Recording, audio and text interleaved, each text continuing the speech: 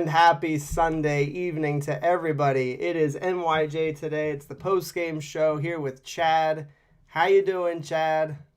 I'm doing so good. I feel like I might run a quarterback sneak on. You know what? No, actually, I'm doing so good. I might just take off my shirt and chuck it in the stands in the middle of the game and say screw it. Oh my gosh. So I want to, before we get into anything tonight, just want to rest. I want to keep everybody rest assured. Antonio Brown, he did make it to the team plane just in time. I mean, he barely got onto the damn thing. But no worries. You don't have to be concerned. He made it. And, they've released him from the Buccaneers. But what a shit show. Anyway, happy to be here. Happy to be on the air with you tonight. And glad to be feeling well enough to be doing so. Rodrigo Costa is in the show right now. He says, "Hey, Chad and John, always good to see you guys." Yeah, it's been good, it is good to be back, and it is good to see people again in this, format. We have not been online for a while, so happy to be doing this. Happy to be talking about the Jets. Uh, we got Robbie Oak in the chat. He says, "What the ass? A live stream from the very start? What?" That's us. Anyway, let's get this show started. We're going to talk a little bit about Zach Wilson because that seems like an appropriate spot to begin with. So, first of all, let's talk about the good. I thought that there was more good than bad in this game from Zach Wilson. Let me hear what you have to say, Chad, on your takeaways from Zach Wilson in this game.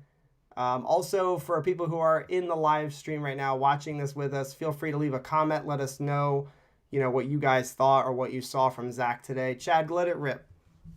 Yeah, this was Zach Wilson's best game of his career, and unfortunately, it's already being overshadowed by and we're going to get into this reason later, but an absolutely egregious 4th and 2 quarterback sneak, and then also a maniac Antonio Brown, antics. But importantly for us, this was Zach Wilson's best game of his career. This was the kind of game that we were looking for to see at the end of the season, where you've got a guy that comes down and he looks like he has control of the offense. He's not throwing another interception. So I believe this is 4 games in a row without an interception. If I'm wrong on that, please let me know. But I thought he looked great, and that's exactly what we wanted to see at the end of the season. Hopefully he'll carry it into next week, although that's another tough order going into next week. But I thought Zach looked great, with the exception of that 4th and 2 quarterback sneak. Yeah, man, I thought that he was decisive. It was pretty clear that he's getting the ball out much, much faster now. There's no more issue of him, or at least in this game, there was no issue of him holding the football too long. And then you kind of alluded to the 4th and 2 call. We're going to talk about that, and that is the second part of this discussion with Zach. But I am very, very encouraged by what I saw, and the lack of turnovers, has to be something that we have to be excited about it, man. It's been over 100. I think it was 130 plus passes now without an interception. I mean, that's pretty damn good. And, the stretch of games that he's on right now where he's either thrown 0 or 1 interceptions, I believe he broke the franchise record for a rookie. Like he is setting a precedent now for being pretty good at keeping the ball, out of harm's way, which, again, if you think back to the beginning of the year, some of the concerns that we had, seeing him flip the script in that regard, I think is, a big time, check for him. And moving forward, I just look forward to seeing how he's able to build off of this. But he was sharp today, man. Very accurate, decisive, and made some big throws into some tight areas.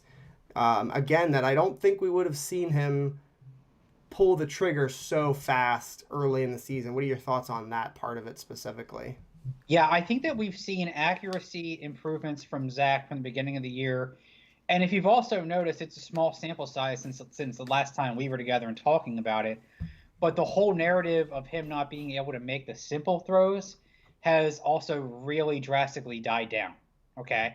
So, I mean, I think no matter what, I mean, you know, let's just say the season ended today, which I mean, it practically will. We have 60 minutes left in the season. Nobody can deny that Zach Wilson has drastically improved as the season has gone on, right? Yep. So in the beginning of the year, we were talking about the accuracy issues. We were worried about that. And yeah, he did have some really bad turnovers, especially in the first half of the season. Then he comes back, he gets injured, and then we're worried about him making these what we were calling, simple reads. These one, you know, three-step drop and get the ball out kind of read, and he can't make those throws. And now we haven't heard about that either. Is he Mm-hmm. perfect? No, he's not perfect. He's not great. He still has a long way to go. And I think a lot of that's going to come in the decision-making process. But I think nobody can deny that he's made significant improvement as this season is going on. Definitely. Well said by you. Let's go ahead and talk about the 4th and 2. By the way, we have some more people joining us. Jason Rhodes is here. We've got Jeremy from NFL Chaos with the new logo. I love that, Jeremy.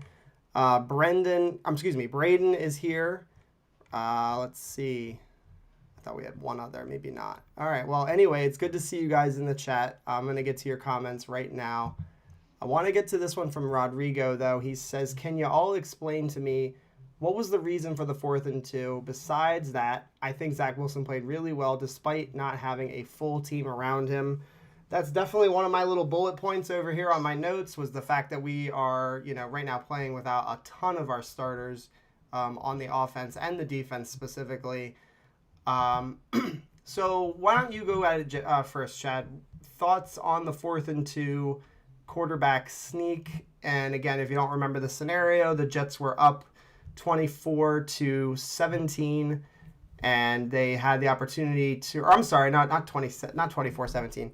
It was 24-20. And if the Jets kept the ball, they would have not only killed the clock, but they would have also potentially had a 2-score lead. So they opted not to kick the field goal. Thoughts on that play call, Chad? All right, so I'm going to try to explain my understanding of it that I got from the post game show. Okay, so Robert Saleh said that it basically came down to a miscommunication. He didn't directly put it on Mike LaFleur, but he also didn't not directly put it on Mike LaFleur, because he said that the coaches needed to do a better job of relaying the play call in a more specific way. Okay, what was supposed to happen was this was supposed to be the same end around call that we did against the Texans, when Braxton Berrios gets the ball in the end around and just uses his God-given speed to get out all the way and into an open end zone for a touchdown. The option with that play is, if Zach has an open available A gap, then he can check it into a quarterback sneak. The impression that we got from Saleh was that they called that play with the intention of doing the end around, not the quarterback sneak. Zach did not get that, and Zach just runs the quarterback sneak because that's the only part of the play that he got relayed to him. Yep. Now, some people are saying that Zach himself checked it into the quarterback sneak. We won't necessarily know if that's the truth. They did ask him about that in the post game, and he said, well, he took one for the team. He came back and said, you know what, even if we would have ran that end round, if it didn't work, we still would have got blamed for that. He's a stand-up guy. He took one for the team. So we don't know, but some people are actually calling Zach, and we saw this in the post game, some guys are calling Zach selfish, saying that he called his own number out of selfishness. I really don't think that's the case. What was your take on it? It's very similar. You said it all perfectly. I think everybody was basically trying to take blame for it. I think that there was just a miscommunication, and ultimately, at the end of the day, did Zach Wilson make the correct call? Did he execute it the way it was supposed to be done? No. But do I think that he intentionally said to himself, okay, I've got the option here to give it to Berrios or QB sneak it myself and have all of the glory? I just cannot understand why anybody thinks that's the case. I think that he made a rookie mistake by not realizing what the call was supposed to be. And so if we want to slam him for anything, it could be that, not understanding what he was supposed to do in that circumstance. But there's no way I'm willing to go the Zach Wilson selfish route that he wanted to have some sort of glory in going for it with the QB sneak. At the end of the day, I blame the coaches mostly. And I think that, this is just another one of those situations where, it's going to really, really suck for these guys to not won this football game, because I think that they played the better game. Like, I mean, I know that sounds terrible as like a fan, of the Jets. Like, it sounds biased. But they clearly were the better team today. I thought that they played the better football game, and just poor execution on our part. And ultimately, that's what happens with young teams. They make mistakes. So that's how I read into it. I don't want to read into it too much, because at the end of the day, the game really doesn't matter. It's still another loss in a 10 plus, loss season. We've lost 10 or more games now again. But we should have won this football game, and ultimately, I just can't believe that people are going the route of Zach Wilson is selfish. I just cannot believe it. Legend Killa, he says, listen, if I told you this morning that the Jets would be winning pretty much the full game up until the last couple of seconds, and Wilson would have his best game as a pro, you would be thrilled right now. And he's not wrong. And he says, and yet some people are killing Wilson for the 4th and 2 play. I have no problem with criticizing him for making a mistake. And I already said, I just cannot understand why anybody would think that this is a selfish move by Zach. I just can't. So, alrighty. Let's see. Tommy R says Saleh should have owned the 4th down play and just tell that the coaching staff could learn from it. I agree, and I think that's a fair thing to point out. Saleh could have taken more blame there. Something that I wrote down in my notes, Chad, and I want to hear your thoughts on it, because I was screaming at my television after the big play down the field on the last drive by Brady. There were about 20 seconds left on the clock, and we had 2 timeouts, and they were still about 30 to 35 yards or whatever it was out from the end zone. Why did Robert Saleh not burn a timeout there?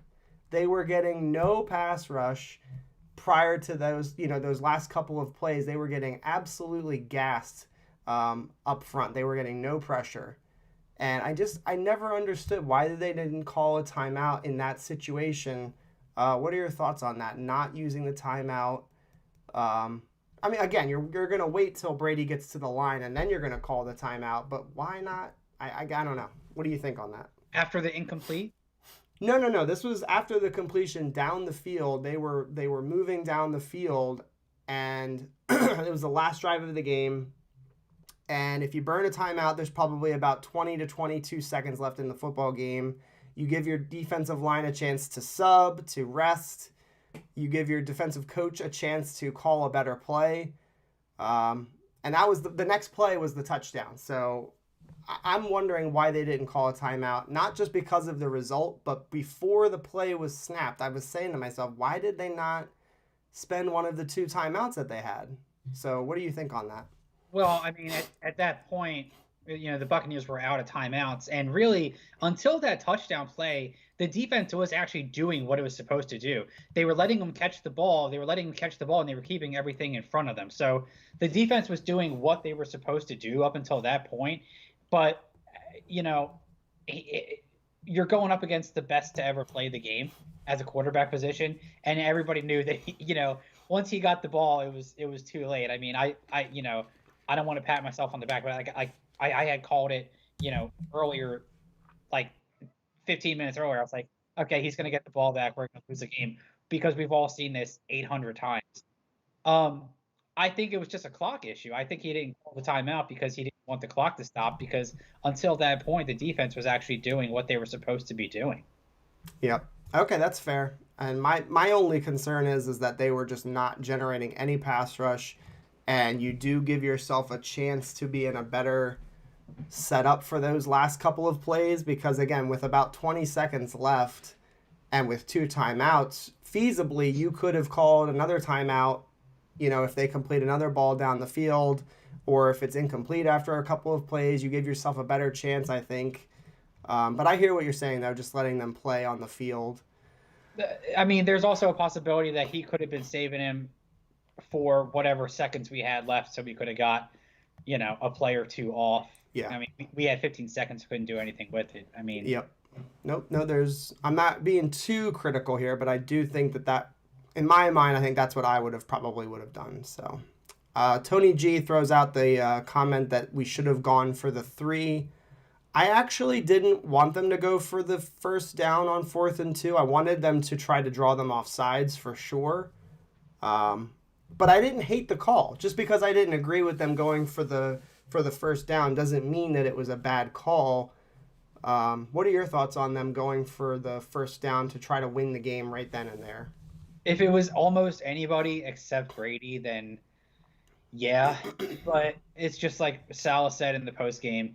If you've got 2 yards to go, I mean, it would have been better if it was 1 yard. But if you got 2 yards to go and you don't give the ball back to the guy who everybody in the universe knows is going to run right down the field, then you take that chance, you take that opportunity. Yeah. I don't. Of course, hindsight being 2020, look at it back. Yeah, I mean they could have taken the 3 and then had us go into overtime, and then who knows what would happen at that point. But I don't know, man. I mean, you play to win the game, and you don't want the ball in Tom Brady's hands. Nobody ever does. Yeah, and Robbie Oak, I don't want you to misunderstand. So as they were getting ready to line up to hike the ball, if I'm Salah, I'm right next to the ref and I'm burning a timeout right then and there. Because again, it was the lack of, the lack of pass rush, and you got to remember they're all so young on defense, and if you burn that timeout, you give your whole defense a chance to catch their breath. They are going against the GOAT, and you get a chance to maybe come up with some sort of play that maybe Brady hasn't seen, that kind of stuff, basically. Give them a chance to formulate a plan with those last couple of plays, and again, ultimately what happened was the touchdown right over Elijah's head. I forget his last, Elijah Riley. All right, let's keep it moving here. How about AVT today? He has been fine already, but today felt like his breakout game. I don't think we have to worry about that trade at all. That trade was a home run. That draft has been outstanding. Can you name a better draft in Jets history than the one that as of right now looks like a home run? Maybe the 2000 draft? I don't know, though. This is looking like a great draft class. Well, I mean, that answer all depends on what happens with Zach Wilson in the next 2 years. But no, I would put the 2000 draft class up with that. Mm-hmm. Yeah. Maybe the 1964 draft class. Yeah. Listen, John Abraham, Sean Ellis, Lavernius Coles, Chad Pennington, that's still, I think, probably above them for sure. But this one's looking really, really good, man. This 2021 class looks really solid, and AVT is a huge part of the future of the Jets, I think, no doubt. Was Anthony Becht in that draft class? Mm-hmm. Yep, Anthony Becht, I believe the West Virginia product. I cannot recall if he was West Virginia or not, but all right, straight 100 Jets. He says, hey guys, Salah Ulbrich lost that game. They were getting no pressure on Brady. Why not blitz on 3rd and 20 and the final drive? And that's another reason why I think the timeout would have been a beneficial thing, because they could have devised some sort of blitz or play to get after Brady in a situation where it's do or die. And again, we will say it forever, he is the greatest quarterback of all time. So having a better plan for that last play could have made the difference. But I don't know. I don't know if the 3rd and 20 play, I know we talked a little bit on Twitter, straight 100. We talked a little bit about that 3rd and 20 play, how there was a lack of a blitz. I don't love the idea of blitzing on third and long situations just because you should have them where you want them. You should be able to keep them in front of you and to prevent a first down. Obviously, it didn't work out, so you could be right, and I could be wrong on that for sure. There's no question about it. Alrighty, let's see. They did not blitz on third and 20. That's what killed it. Yep. So and there are people that agree with you. It looks like that maybe a blitz against Brady could have helped. Mr. Clean. No, I'm not Mr. Clean. This is actually my typical hairdo. You guys have seen my my lovely head with hair on it over the last year or so, but generally speaking, I keep my head shaved pretty short. All right. Well, it's good. It's good to know that you have the option for that because some of us no longer have that option anymore. Yeah, I think maybe I'm at the end of my line here though because I think it's getting a little thin on the front. I'm not sure. Are you really? I think so. Maybe. I haven't had it. I haven't had anything. I mean, it's been years for me. Like going back to high school, man. It's BS. I know we have kids listening to stuff, so I'm not gonna. It's BS. I'm not happy about it. They're not. They're not even apparently talking about my head. They're talking about Jeremy's his profile picture apparently. So all good. All good. All right, let's move on. We're kind of stagnant here about Mr. Clean and the Saleh not calling a timeout. Let's talk a little bit about this. So Denzel Mims, and he ended up with a big fat 0 snaps in today's game. What are your thoughts on that, Chad? Just we've talked about Denzel Mims all season long. We don't have to spend too much time here, but 0 snaps today, and he was not inactive. It wasn't like, okay, he didn't play. No, he was active, and they didn't even put him on the field. Denzel Mims, I don't think he's going to be on the team next year, and I'm tired of talking about him. I'm tired of talking about him. I'm tired of hearing about him. I'm tired of the press talking about him. They asked Saleh was. I mean, you got to give credit to the New York press for being just brutal, and I mean they were just nailing him with these questions about that 4th and 2, and then they followed up with the talk. Somebody asked him what happened to Mims, and he's like, he didn't say I don't know, but his face was like, come on, man, don't ask me about freaking Denzel Mims anymore. Like, look, we can't explain it. Nobody can explain it. I think Connor.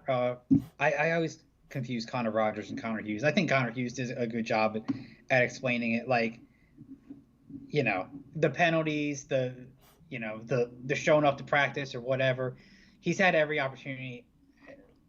Next week's his last game, man. I mean, it's. Yep. What is left to be said about it? Mm-hmm. Nope, we don't have to talk about it anymore. I just thought that it was interesting that he got 0 snaps. And maybe it's just telling, the Jets are ready to move on, and I am with you all. Rodrigo Costa says he's gone. Mims shouldn't even be talked about. And Robbie Oak says, I'm with Jason. Yeah, man, listen. And there are people still, people that I respect, in the Jets content creating world that are still defending Denzel Mims. I can't do it anymore, man. I just can't. It's one of those things where he clearly is not doing what is being asked of him. So we will move on from Denzel Mims. That'll probably be the last Denzel Mims segment, which is kind of sad, if you think about it. So yeah. All right. So no more Denzel Mims. Let's talk a little bit about Kenny Yeboah. He sparked a little bit. He had some nice plays down the middle of the field, which was nice to see. 2 receptions, 36 yards. We all want them to be aggressive this offseason to improve that position, even if you like what you saw from Yeboah. But just talk about him and, the potential for him to have a role next season.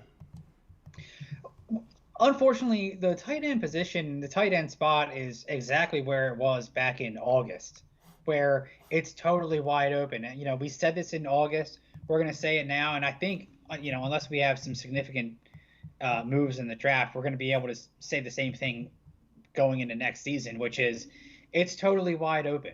Okay. I like Yeboah's athleticism. I like what he displayed on the field. However, I've seen too many times in our history where a tight end will have like these flashes of a game or two games or just a handful of games where they make a few catches, and this fan base is so starving for a tight end. We haven't had a tight end since what? We had the one year with what's his name? Uh, the guy we had in 2015 who had the catch against the Patriots in the end zone. They called it not a catch. Um, oh God, what was his name? Austin Safarian Jenkins. Yes, we had him, and then before that it was Dustin Keller, and that was it. So now you're going back. You're going back, 12 years since we've had any kind of a legitimate, uh, serious tight end, and that's the problem. So is Kenny Yeboah good? Am I anointing him as the next starting tight end? No, not quite yet. I still want to see what we have out there in the draft and what we have out there in free agency. Yep. And again, I'm only pointing out the positive right now with Yeboah. There's nothing guaranteed with him moving forward. He could be just, somebody that they bring in, into training camp next year, have him compete, and he might not even make the team. So I like the fact that he was able to make a few plays down the field. Again, that was really the element that I think we were missing all season, was just that guy that could go down the seam and make a play and really stretch the middle of that defense out. And to see him do it, twice today was really encouraging. And ultimately, that's one of those positions, tight end. And we'll talk a little bit at the end of the show about this upcoming off season. That's one of those positions that Joe Douglas has to be ultra aggressive in, not just, signing somebody to a 1 year, $3 million contract. Like, we need to go get somebody either via trade, free agency, or the draft that really can make plays and can be an impact on this offense. I don't want to see us trotting out Daniel Browns, Ryan Griffins, and no offense to Tyler Kroft, because I think he actually is an okay tight end. But I don't want to see that anymore. I want to see somebody dynamic in the middle of the field making plays for our quarterback. Miguel Andino comes in and he says, longtime Jets fan, this was a brutal loss that we should have won. We do not disagree. The only silver lining really is that the team looked good in the loss. It's not to say that we're happy that they lost or happy that they, no moral victories or anything like that, but at least Zach wasn't terrible in this game. You know what I mean? Like, he played a good football game, and ultimately that's what this season was all about. So, alrighty, let's move on. Good stuff on Yeboah. Let's talk about another position of need that it's starting to get alarming how much of a need it actually is. So Keelan Cole in this football game, nothing to write home about. 2 receptions, I believe. But the big drop, he's had a problem with catching the football as of late, with another drop, and it stalled the offense out on a drive, and he absolutely should have caught it. It was right where it needed to be, right on the sideline. So I'm not really trying to talk about Keelan Cole necessarily. You can if you'd like to.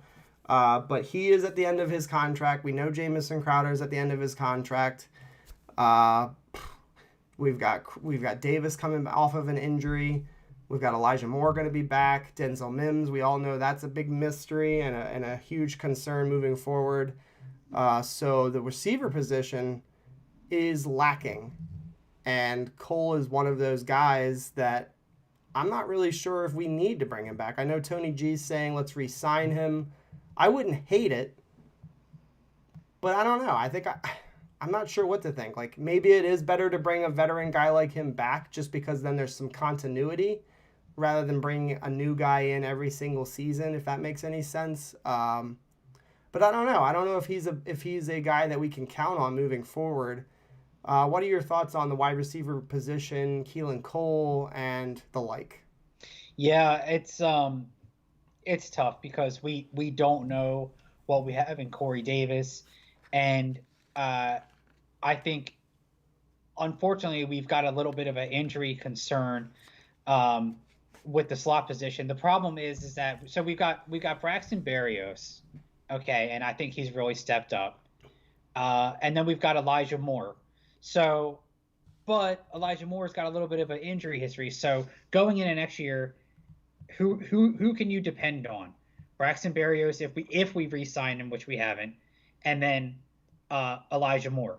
Can you go into next year saying that Corey Davis is your number one wide receiver? You cannot, and I still, maybe I'm stupid for saying this, but I still very much believe in him as a capable number two. That's not exactly what we're paying him for. We're paying him to be that like upper echelon number two wide receiver, maybe even a lesser one. But I like the idea that Corey Davis will be back next season. But I hear what you're saying. Go ahead. I'm sorry. And then beyond that, we've all kind of just assumed that we've already seen Crowder's last game as a Jet, right? I mean, I don't even remember what his injury was, but he's not coming back next week, right? So that's it. We've seen our last image of Crowder as a Jet, so he won't be coming back. So I mean, it looks to me like we're going to have to address that position again in the draft. I Um, think yes. I think absolutely. Go ahead. Sorry. I have come around. I mean, it's going to be, we're going to have what 4 months of solid draft talk on here, but I mean, we don't need to get into it now. But I mean, I'm coming around to the idea of Jameson Williams, um, with that number four, or call it number four, number five pick, whatever it's going to be. Um, as long as we still address that O line, like I know that's going to be your baby all year. I know. It's okay. All right. So Crowder, that's one that's interesting. So Jason Rhodes is saying, I want Crowder back. Barrios deserves to be the slot starter. He's earned it. And he was a boss today. I mean, again, we've seen this from him. You know, he's made some plays over the years. Braxton Berrios today, 8 receptions, 65 yards, and a touchdown, 2 carries or 2 rushes for 12 yards and a touchdown. It's the first time in the Jets' history that a Jets receiver not only ran for a touchdown, but also received a touchdown in the same game. I think it's without a doubt he's earned the opportunity to be the slot starter, and I think that's why I'm okay with Crowder going and not being brought back. Um, And but maybe it's better to have the depth. You know, maybe it is better to have a Crowder and a Braxton Berrios in addition to Elijah Moore and Davis. What did you want to say? well, if that's the case, then the question becomes, what are you doing with Elijah Moore? Because is Elijah Moore your slot wide receiver? Is he your number two? I mean, I know that he's kind of one of those where we're putting him anywhere and everywhere, but what do you do with Elijah Moore if you have Braxton Berrios as your full-time starter in the slot? I think that the Jets have said, and Robert Saleh he's repeatedly said this, that he envisions Moore as not just a slot guy. Like, he can play all over the place. He does not have to just line up in the slot. I think that at times we saw Berrios actually lining up on the outside. So, and that goes along with what they've been saying with Mims. You know, they said that he didn't know all 3 of the wide receiver positions, and that's why he wasn't getting on the field. And so maybe there's some credence to what they had initially said, is that they want their receivers to be able to play throughout the formation, not just one position. So maybe that's the reason that you don't worry too much about those 3 guys being on the same offense, is that they should be interchangeable and should be able to play all over the place. Um, See, if it wasn't for those drops, and then everybody's had injuries, but if it wasn't for those kind of like one drop a game type of issues, I would have gone a second year with Corey Davis as the projected number one. But now I can't say that we can do that. yeah. I can't.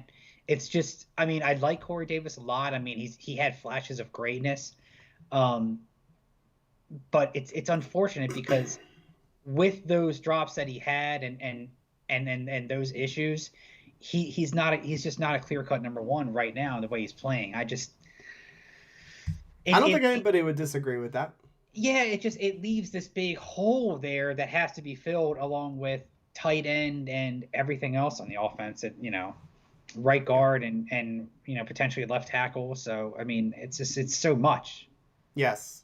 And that's the thing that is concerning is there are so many needs and wide receiver. We thought we were in better hands at the beginning of the year, and we thought that moving forward we weren't going to really need that position with Mims, coming along. And now it's like, okay, well, we still have this big need at wide receiver, along with a million other position groups. So it is concerning. But ultimately, for the development of Zach Wilson, you have to be aggressive and you have to go get that wide receiver, because you're seeing around the NFL these young guys coming in and helping young quarterbacks right away. I mean, I'm not going to sit here and say I expect to get a Jamar Chase in the draft because that's going to be impossible. This guy is ridiculous. Just broke the rookie record, single game rookie record for receiving. But we got to get somebody that can make plays, and we get somebody that can make life easy for our young quarterback. So, all right, let's see here. We got a lot of comments. By the way, if you're in this stream right now, go ahead and hit the like button for us. Would greatly appreciate that. If you're watching us and you're here for the first time, we do appreciate that. Consider subscribing to the channel. Let's see. NY Jets Florida. He says Zach looked comfortable. We also ran for over 100 plus yards again. Our running game has been very, very nice the last few weeks, and the fact that we were able to get 100 plus on the Bucs, really, really impressive. They are no joke against the run. They are one of the best, if not the best, against the run. So really, really impressive stuff from the Jets there. Jets Gang, he makes a good point. He says there's not really a top wide receiver that's worthy of being drafted in the top 5 or 6 of the draft. And I think that's where it gets interesting. If Joe Douglas is able to slide back a little bit, that's great. We get more picks and we get positions of need. I think that's where it's really, we have to hope as Jets fans that that's what we can do, because if we're going to miss out on the top edge rushers in the draft, which it looks like we're going to, you got to hope that we can make a few moves to accumulate more draft picks and to fill some of these needs. Yeah, agreed. I mean, if there were a Chase type, oh my God, we would be all jumping for joy. This would be the year to go ahead and nab them. There certainly isn't anybody that good. And I'm not just saying that based on what we've seen this season before the draft. A lot of people felt like he was very much worthy of a top 3 draft pick, which he ultimately was. So, or not top 3. I'm sorry. Was he drafted 4th overall? I think he was 4th or 5th. That's my mistake. But regardless, very much worth the position that he was drafted. All right, let's keep it moving here. Jeremy is a good point here. He says if we were going to take a wide receiver in the first round, we should definitely trade down a bit first. Same with a linebacker. And it's funny, he says that those are the 2 positions that right now I am favoring in the draft with the 2 first-round picks. I am hoping that we can get trade backs and land Garrett Wilson out of Ohio State University, or the Jamison Williams kid, out of Alabama. And then a linebacker that I've got a heartthrob for right now is Nakobe Dean, the kid from Georgia. There was a really, really cool video I saw on Twitter where it showed the mental stuff along with the physical ability. So before the play even got going, he was telling his defensive teammates that they were going to run an pre-motion orbit route, which is where the guy will go behind the quarterback and kind of go around him. Not only did he run that after the ball was hiked, he was able to get in there and get a sack on that play. So absolute stud. We need some studs on defense, and I would love to add, another player to go alongside CJ Mosley. Yep. All right, let's keep going here. I'm sorry, I'm lagging here. You guys are getting busy here. Oh, let's see. A bunch of names are being thrown in the chat. It is almost draft season now, so that makes a lot of sense. I think it's Josh Dotson from Penn State. 2nd round, very possible. Traylon Burks could slip as well. And Robbie Oak is agreeing. He says Burks would be fantastic in round 2. Let's see. Yeah, Seattle won today, so their pick could be in that 8 to 12 range, which I think is primo spot for either a receiver or a linebacker. That Nakobe Dean kid, and it looks like Robbie Oak agrees with me. Yes, please. I want Nakobe Dean a New York Jet. That's one of my big crushes right now. Kelly, yo, what is up? McTavish, how you doing, man? Good to see you. Throw a comment in the chat. Would love to read what you have on your mind. Let's see. Tommy R. He says Van Rotten can go. Bring Dan Feeney or LDT back. What are your thoughts on those two, Chad? Do you bring either one of those guys back? LDT for sure. Yeah, I mentioned that in the chat. I think if he wants to come back and if he's available to come back, then I would like to bring him back if possible. I think he's a major upgrade, and unfortunately, injuries are going to be a part of this team next season too, going forward. So, 100% bring LDT back. I can't say the same for Van Rotten or Feeney, although Feeney has looked better, right? Yeah. He, Yes. like Yes. we were all getting on him Yeah. in the beginning of the year, but you know what? He has looked better, and he held his own. He's held his own today. Yeah, and his versatility is another perk as well. So he was a backup guard, and then McGovern goes down our center, and he slid right in at center and did fine today, right? Like, I mean, was the pass protection perfect the entire game? No, it never will be. But the running game certainly was working, and he had his hands freaking full today. Vita Vea, Yeah. Ndamukong Suh, like he did fine. Um, I absolutely am fine with bringing both of those guys back, and this is where it's very important. Chad, you've heard me say I'm not going to draft an offensive lineman in the first round, and that is going to be one of my big drums that I'm beating all off season long. I'm not changing my mind on that one bit. I don't want an offensive lineman in the first round, and there's a clear reason why. We have veterans on this team now. We have young guys on this team. Becton should be back. I know you're not as big of a believer in him as I am. Becton should come back. George Fant will be back.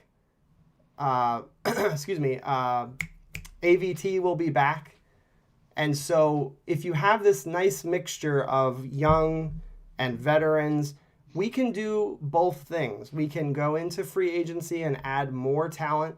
We can go into the mid rounds of the draft and add more talent to this offensive line. The work is not done with the offensive line, and I just think that people need to understand we don't need to go in the first round to improve the offensive line. I think that's where there's like a disconnect. Like everybody thinks if we're going to improve the O line, it almost certainly has to be in the first round. And I will be aggressively countering you on that one. I think that we have to hold off on that position because we've already addressed it twice in the last two first rounds.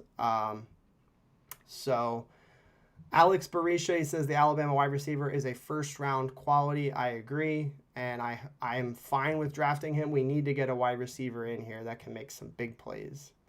Grant Rude, says, what does everyone think about the O-line? Is there really a need to upgrade versus other needs? Becton, AVT, McGovern, LDT, Fant. I think that we have to continue to add to the offensive line. I already kind of alluded to that, but not in the first round.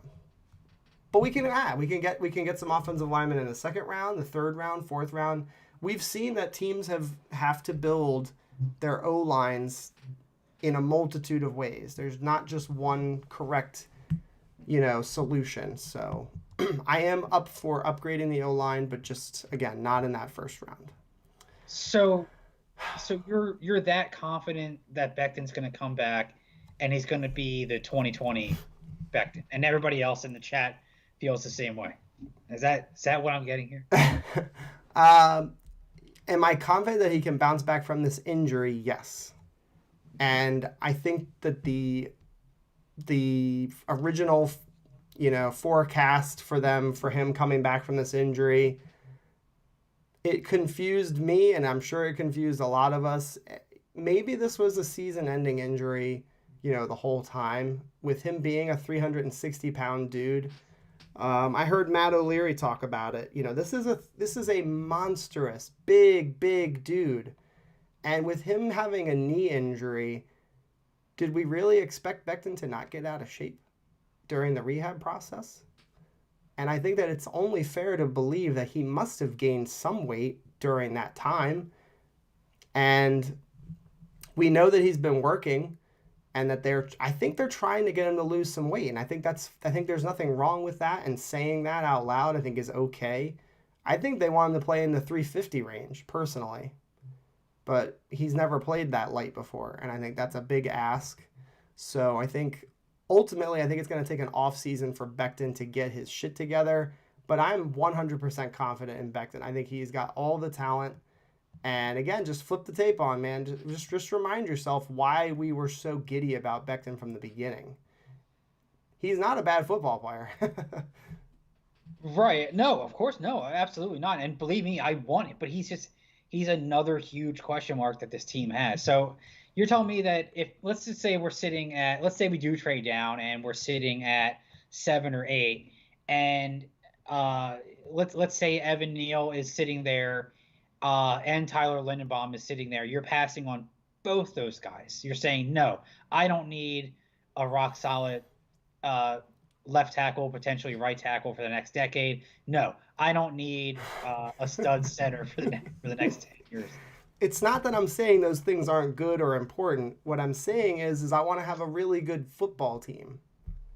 And so by not drafting offensive line in the first round, am I saying that I don't value offensive line? I 100% do.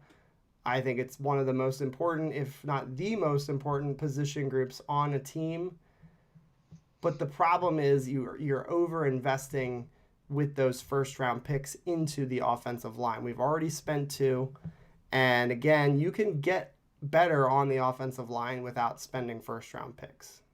And so I'm looking to draft linebackers. I'm looking to draft edge rushers. I'm looking to draft, a wide receiver. I would look to even, not with the first round picks, but I'm looking to draft some tight ends. These are some positions that I think, along with the offensive line, they need to be hit on. And you could even throw cornerback in the mix. I think there's no question about it. All right. I got to get back to this chat because everybody's going bananas here. Grant Root, I'm glad you and I see it the same way because I know you have a really good eye for these guys in the draft. He says, Dean looks really good. Does he fit the scheme, though? Player before scheme. I get it, but I actually think he does fit the scheme, but maybe I'm wrong.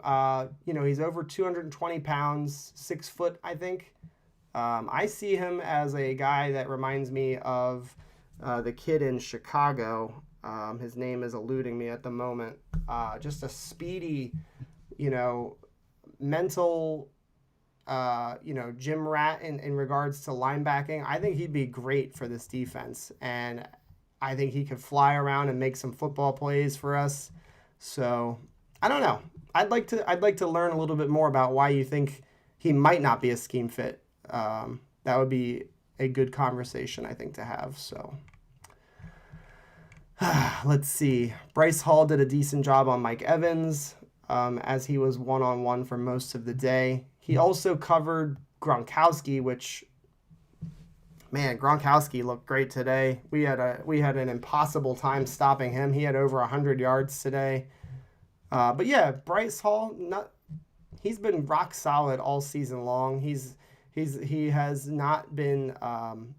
I would say he's not been bad in any one game. He's been pretty consistent.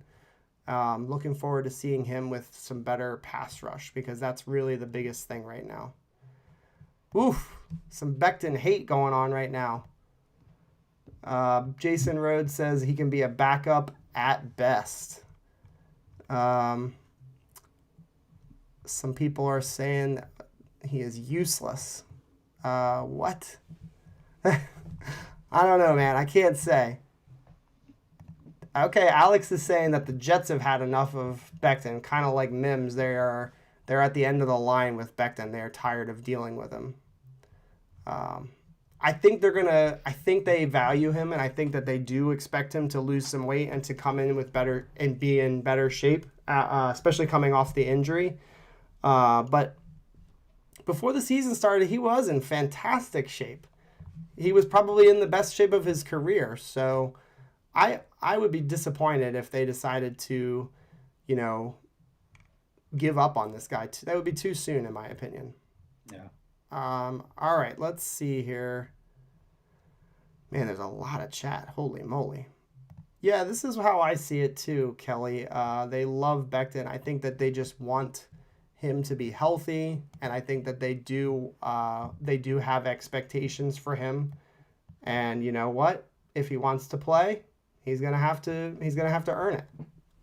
Grant Root says, I believe Becton will be the dominant Jets starting left tackle. They drafted him to be in the 2022 season. All right, let's see.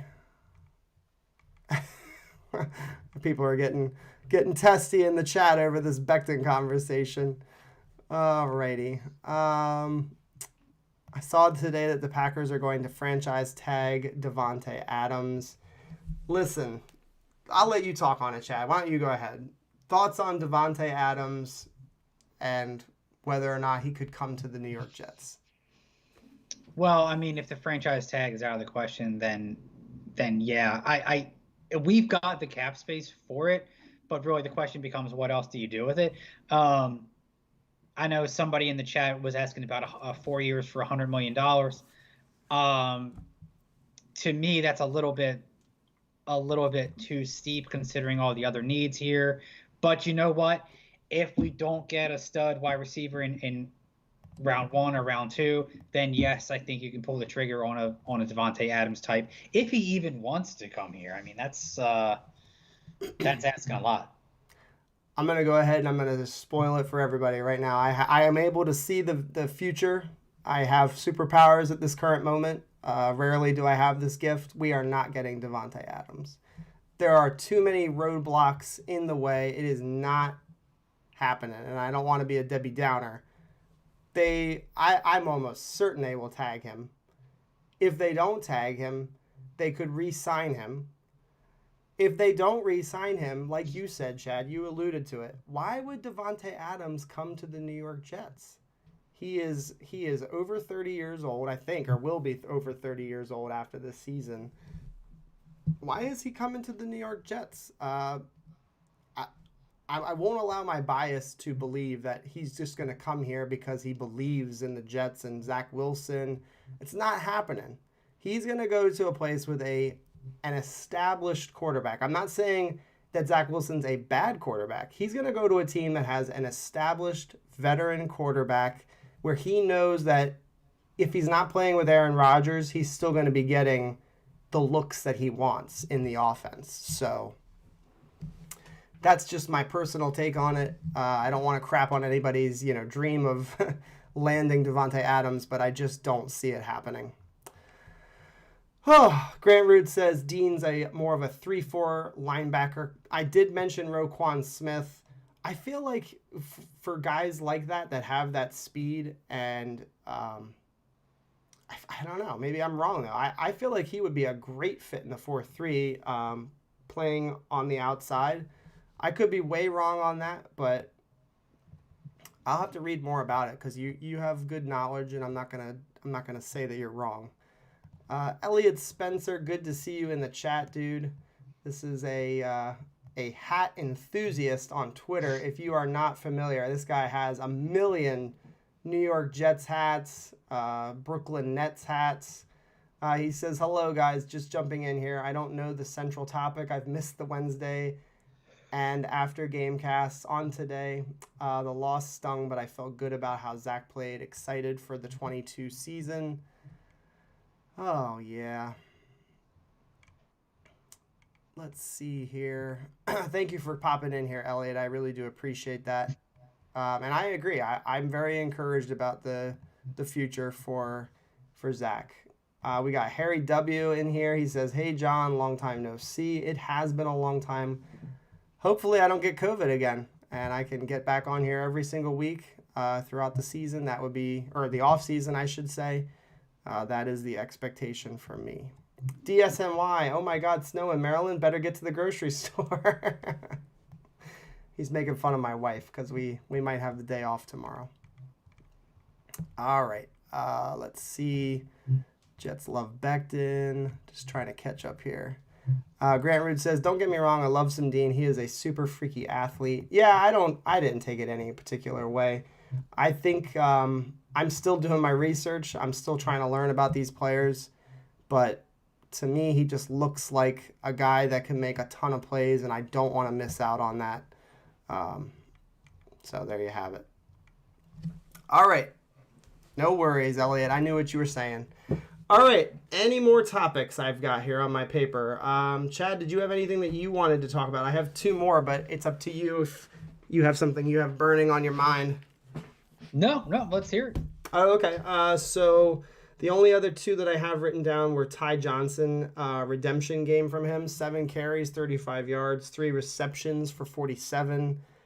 People were ready to murder this guy as far as I could tell on Twitter.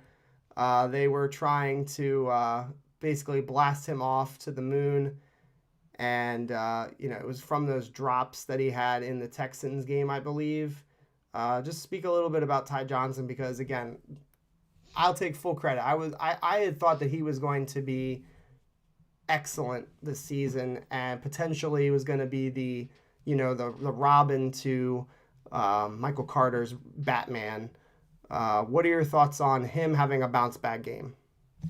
Well, I mean, we're happy for him, and look, he had a great game, and he actually also made a weird comment I wanted to bring up to the chat about.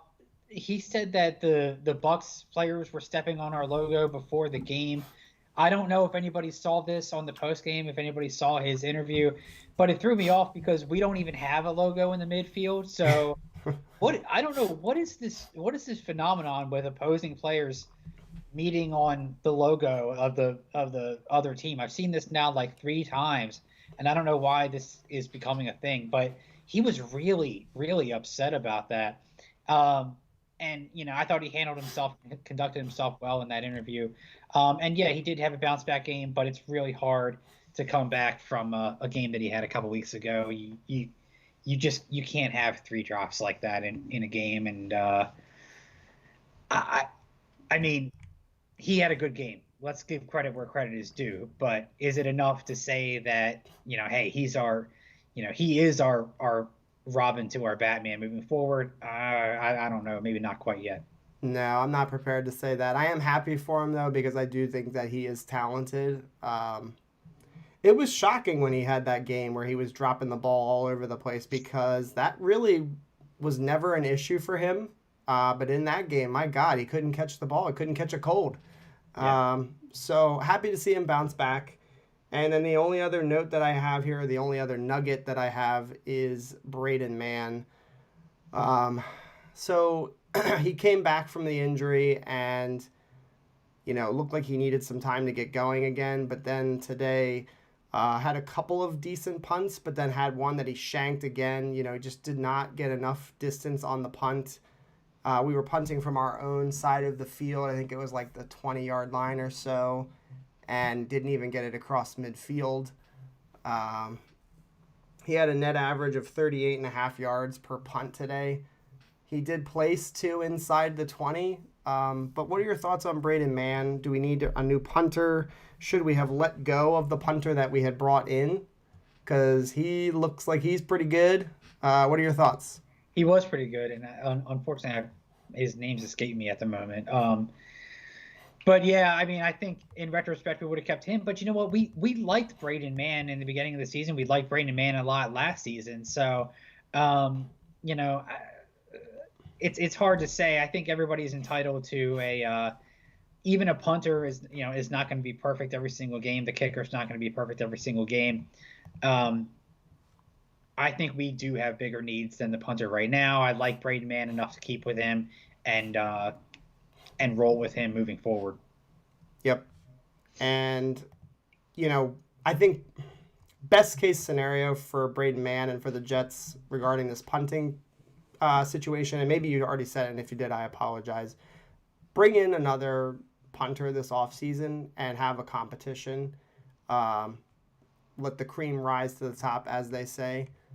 I don't think that we can roll into next season, though, with Mann as like the clear-cut punter. He hasn't been consistent enough in my mind, and there's really not I don't want to make any more excuses for Braden Mann. Uh, I don't know. I'm just sketched out by him. I'm worried about him moving forward, and he just needs to be better.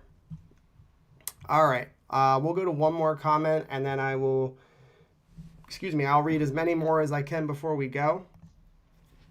And I do want to make mention of this because DSNY, he did stick it in the chat, and I do agree with him. At the end of the day, like, we're all kind of laughing a little bit about AB. You know, I made a little silly like intro for him. At the end of the day, though, there is something wrong with Antonio Brown's mental health. I really do believe that. There's something not quite right. I don't, a lot of people will point to CTE and they'll say, you know, this is the reason why he's acting the way he is. And maybe that's the case. But it could be a myriad of things. It could be depression. It could be, you know, he has some sort of, personality disorder. There's all kinds of stuff. And, you know, if that is the case, I think about him, and I pray for people like that are going through difficult things. But it's hard to not look at AB, you know, the antics that he has done over the last several years, and not just be frustrated with the person.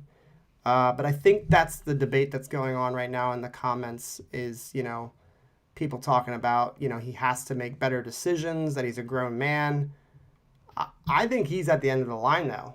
I don't think he's going to be back in the NFL. I think this was really his last chance.